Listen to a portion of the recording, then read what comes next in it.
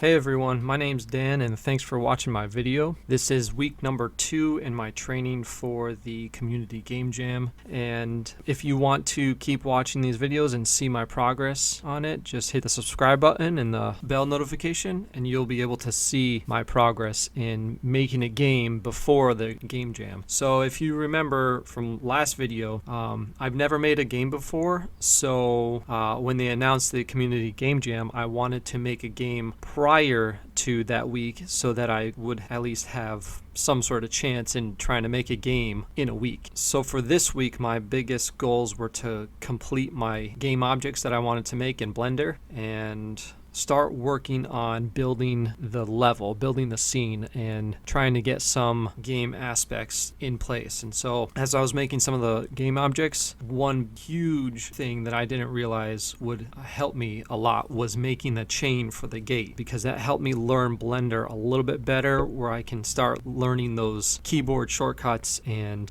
knowing how to navigate Blender. So that really helped.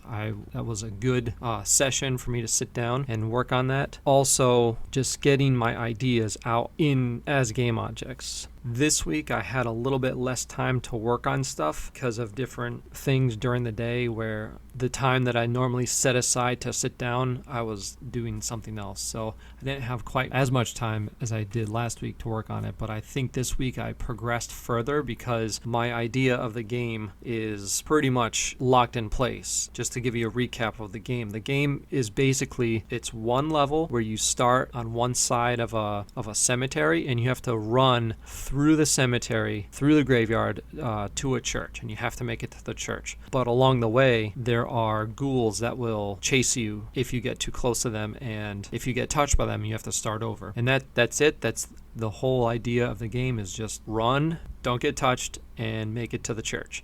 I thought that was a really good and simple first game to work on, where I wouldn't be overburdening myself with lots of different aspects that games could have, but it's big enough where I can spend a month on it before the Game Jam and actually have some sort of product at the end where I can upload it to itch.io. Probably the hardest part of this week was trying to rig my character. I don't know why. I was following Sebastian Log's tutorial series, and he explains it very well, very thoroughly, but when I tried to apply it to my character, it just wasn't working right, and it was I spent way too much time on it. Of all the days, it was like hours and hours of trying to rig my character, but it was just good enough. It was not perfect, but it was good enough where I can put it in my scene and start using the character. One of the biggest aspects of my game I was working on this week was the feel of the game, where once I had my game objects in my scene, I can start laying it out and saying, okay, this is supposed to be a graveyard, it's supposed to be dark, it's supposed to be spooky, and so what does that look like? And so I started playing with lighting and putting lights around my